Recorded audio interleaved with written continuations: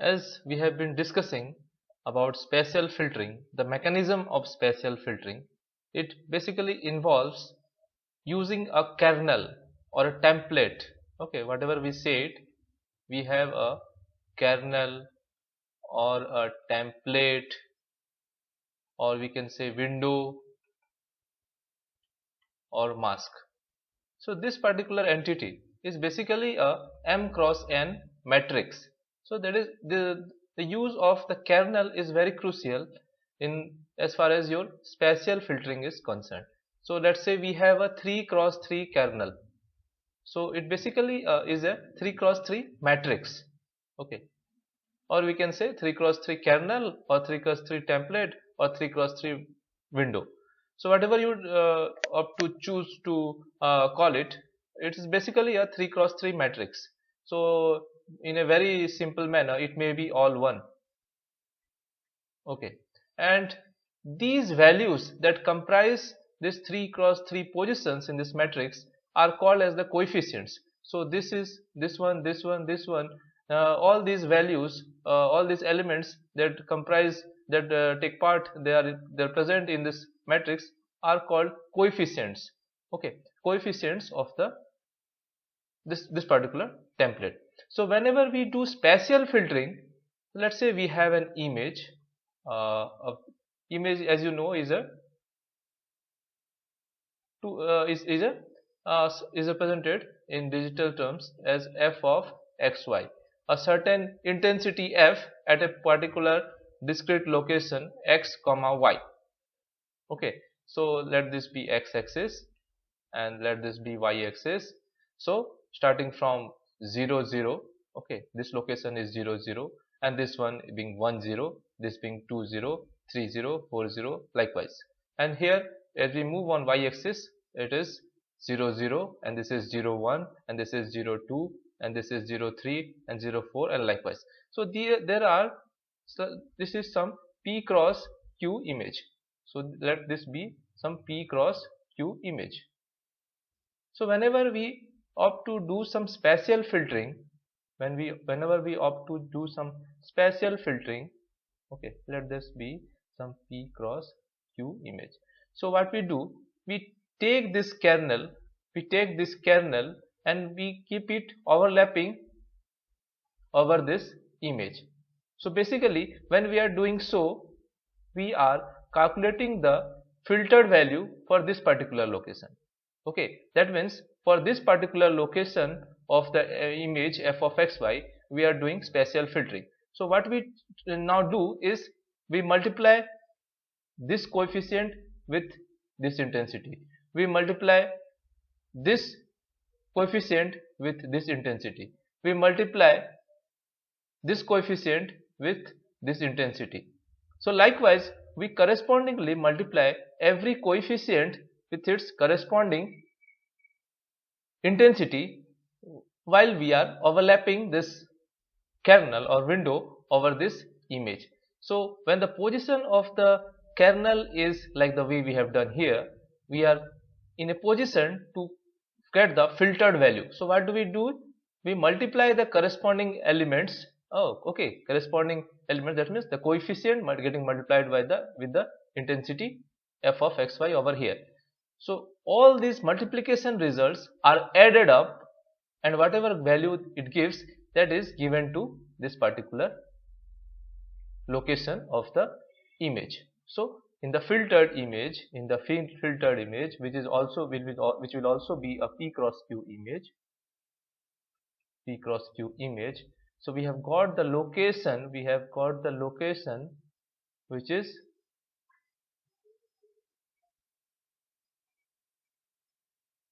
this location. And what is the filtered intensity? Corresponding element, the coefficient multiplied by intensity, correspondingly all getting multiplied, and all the multiplication results getting added to give you a single value. So this will give you the intensity at this particular position in the filtered image. This is the filtered image. Okay, so this is how the basic mechanism of spatial filtering works. So how will you calculate the intensity at this location? you will simply shift this kernel to a new location to the right.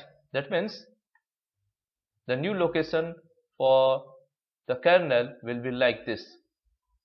Okay, such that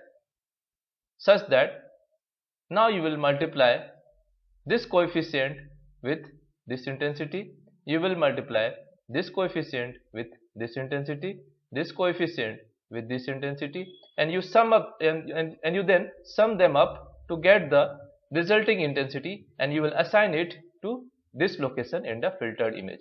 And this is how you shift the kernel from left to right and from top to bottom to get all the intensities, all the filtered intensities in the P cross Q image.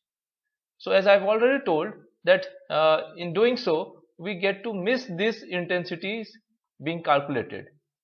These intensity we cannot calculate if we proceed like this, if we take this image for spatial filtering.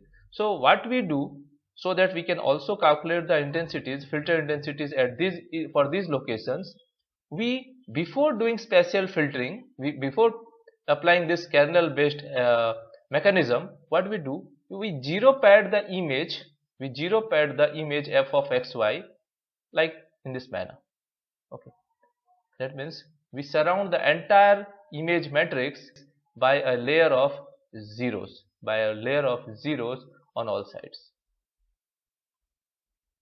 Okay, likewise like this. So we zero pad this image like this.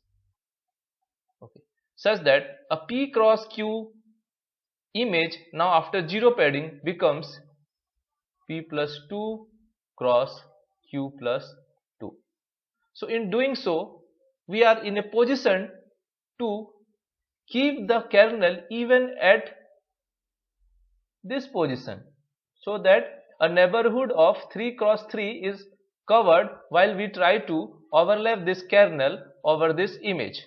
So we have a 3 cross 3 kernel of now overlapping over this zero padded image like in this manner, so that when we start multiplying the coefficients with the corresponding intensities, so we multiply this coefficient with this coefficient, we can multiply this coefficient with this intensity, this coefficient with this intensities, and likewise correspondingly, and all the multiplication results could be summed up to assign intensity for this location, which is exactly this location,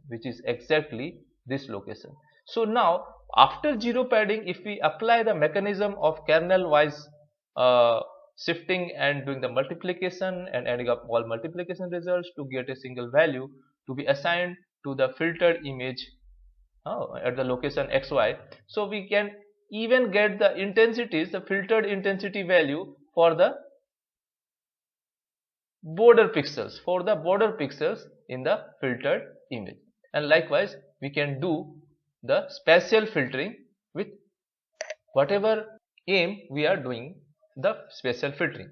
A kernel can be designed, or if a mask or kernel, whatever I said, a kernel can be designed.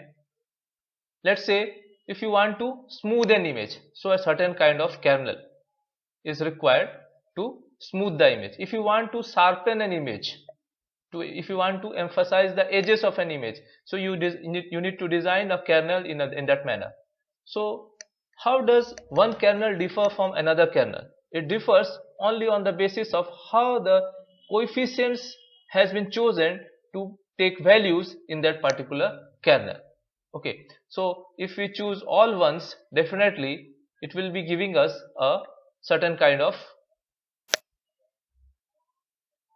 filtering, a certain kind of filtered output. If I choose -1, -1, -1, and here 1, 1, 1, and here 0, 0, 0, let's say, when I apply such a kernel to an image, it will be giving us a filtered output, image, which is something different. If I choose to give -1, -1, -1, if I give here 2, 2, 2, here I give -1, 2, -1.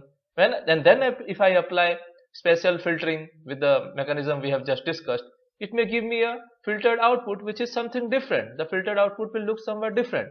So The coefficients arrangement and the coefficient chosen to make up a kernel is very crucial. It only decides how the filtered output is going to look like after we apply the spatial filtering. At this point, when we are very clear about how we can implement the spatial filtering, okay, now we must be very keen to know where to apply, why to apply. So basically we are trying to know the applications of using spatial filtering. So we are going to explore two different applications where spatial filtering can help us to get the desired kind of filtered output images. Okay, so in one case we may be interested to smooth an image, so then we'll be applying the spatial filtering for the purpose of image smoothing.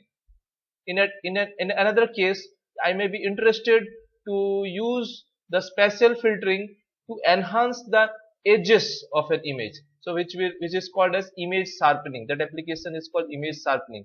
In the case of image smoothing, we are de-emphasizing the sharp transition in intensities. Edges in an image is featured by sharp transitions in intensities. Okay, any edge in an image is defined as sharp transition in intensities. So in image smoothing, we are de-emphasizing the sharp transition in intensities in the image. We are making the sharp transitions, we are converting the sharp transitions into slow transitions in intensities, making the sharp transition in intensities into slow changes in intensity. We are de-emphasizing the edges in an image. So that is the motive we are trying to satisfy in the case of image smoothing. Whereas in the case of image sharpening, we are trying to make the edges more prominent. We are trying to just very well identify where the edges are located. We are trying to emphasize the edges, the edge feature or the edge characteristics in a given image. So that is the two applications. These are the two applications in which we will be trying to use the spatial filtering for. In each case, we have to design, we have to develop kernels for the specific purposes. So a kernel for smoothing will be quite different than the kernel that can be used for image sharpening. So let us see one by one how spatial filtering can be used for image smoothing and sharpening. So first of all, we'll discuss image smoothing, use of spatial filters for image smoothing. Image smoothing can be helpful if you want to remove noise or reduce the effect of noise. If an image is there which has been corrupted by a certain noise, and if you want to make it recover it from the noise corruption, then we can use image smoothing. Then again, you can remove small details in the image. Certain application requires removing the small details, retaining the larger details. So in such a case, you can use image smoothing. A third application of image smoothing can be that you want to bridge the gaps or lines in an image. So what is common in between three of the applications is the sharp transition in the images are getting reduced. Okay, so the noise or small details or small gaps or lines, all these are featured in an image, represented in the image in the form of abrupt change in intensities. And while doing image smoothing, you are basically converting these sharp intensity changes into slow changes in intensity of the pixels. So let's say if I'll tell you in one dimension, suppose we have a row of pixels in an image which appears homogeneously with an intensity 1. Okay, and due to noise,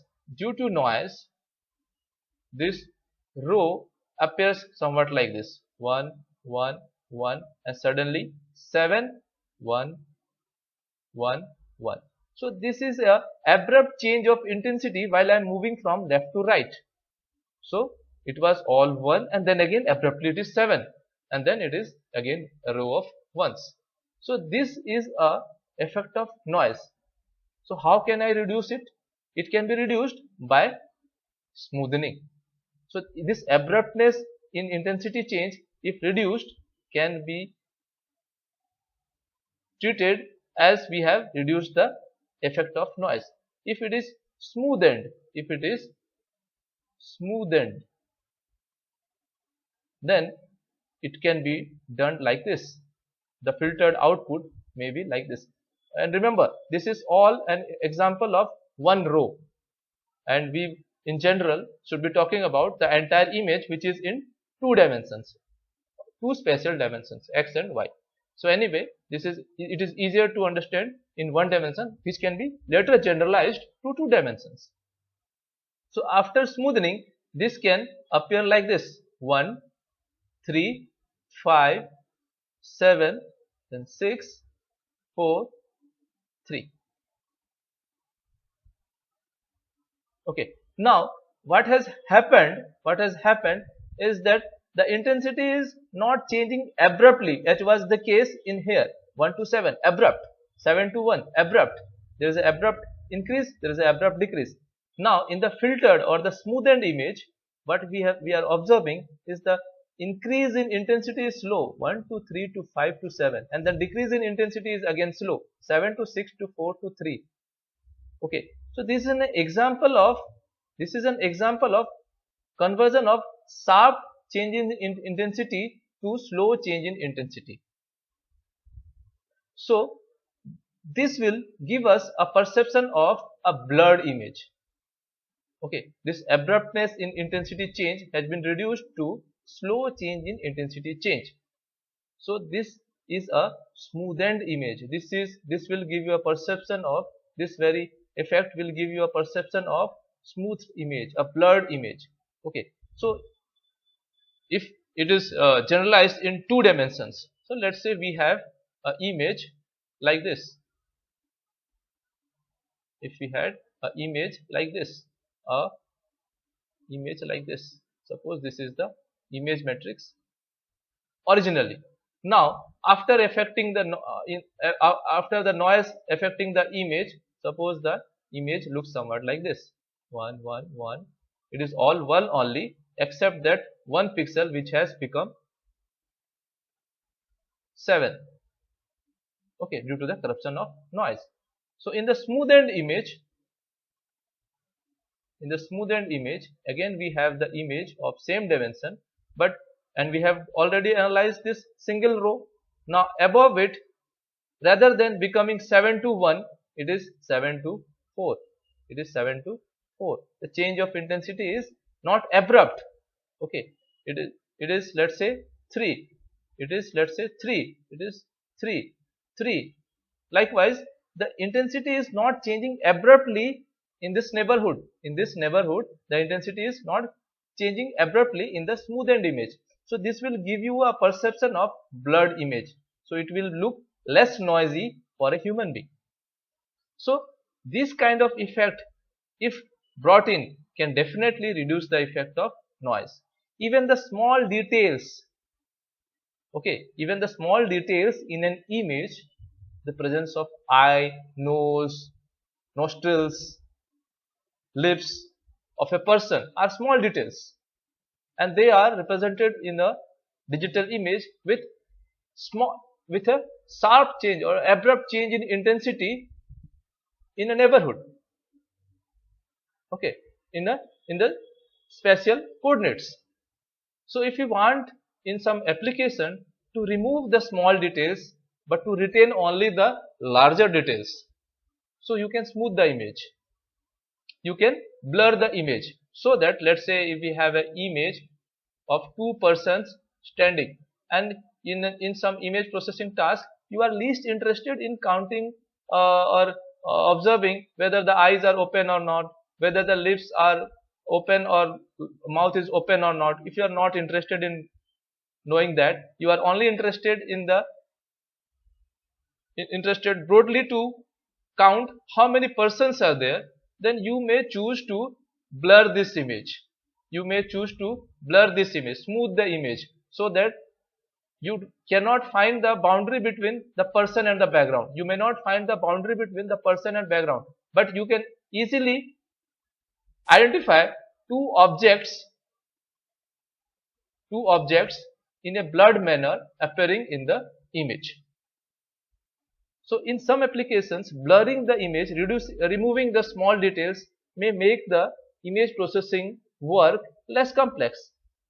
So in such a case, you can choose image smoothing, blurring the image to remove the smaller details. Okay, so this is another application of image smoothing. Now talking about bridging small gaps.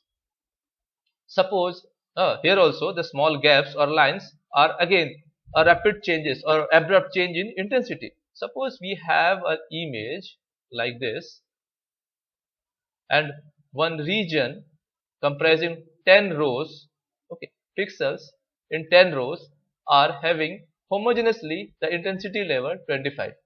Then again we have 10 more rows having intensity 125. Okay, and here we have a single row with a intensity 0. So this will appear as a sharp lining dividing this region and this region. So if you want to bridge this small gap, you may apply image smoothing. What will image smoothing do? That it will convert this image into an image somewhat like this, sort of like this. Okay, so that if we are going from here to here, from top to bottom, it was 25, 25, 25, 10 times, then again 0, and then again 125 for 10 times. So in the filtered blurred image, it will be somewhat some sort of like this: 25, 25, 22, 20, 18, 15, 0, 5, 10, 15, likewise. So now that there is a transition from a certain high intensity to low intensity, and then again low intensity to high intensity, is rather slow than being abrupt, which was case in this one. So in this image, you will not be finding this edge very prominently, rather it will be look blurred. So you will get a perception that the gap has been blurred. You will not be able to identify where the line ends, because the transition in intensity is not sharp, it is not abrupt. There is a slow transition in intensity in this neighborhood. Okay, so bridging of small gaps can be done by performing image smoothing. Now we'll discuss how to implement image smoothing using spatial filtering.